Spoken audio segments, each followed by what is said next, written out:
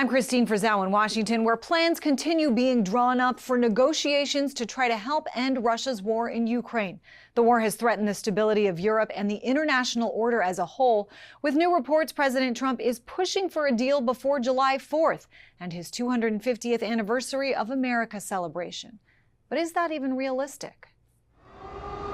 It was a war many predicted would only last a week or two, with Russia expected to conquer Ukraine and retake the country, 17 years after President Vladimir Putin called the collapse of the Soviet Union the greatest geopolitical disaster of the century. Please continue to defend the European way of life. Please support Ukraine. Please support our diplomacy for peace. As many as 325,000 Russians and 140,000 Ukrainians have been killed, according to the Center for Strategic and International Studies.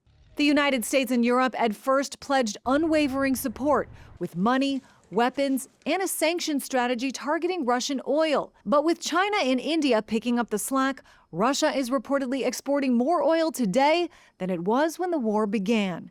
And while he did reach a minerals and investment deal with President Volodymyr Zelensky last year, President Donald Trump has largely scaled back support for Ukraine.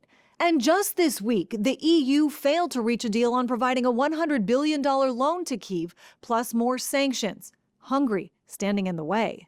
It is imperative that Ukraine continues to get the military, financial and humanitarian aid it needs to enable Ukraine to defend itself against Russian terror from the skies and to hold the front lines. Those front lines have shifted over time, with Russia insisting any future deal include land it's already seized and the entirety of Donetsk, part of which Ukrainian troops still control, though some experts argue the battle over territory is only one barrier to compromise. This is not a territorial war.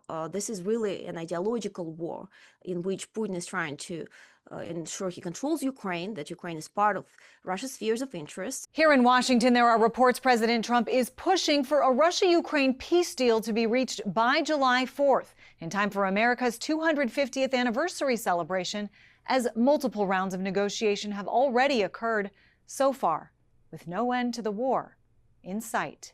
I'm Christine Frizzau reporting.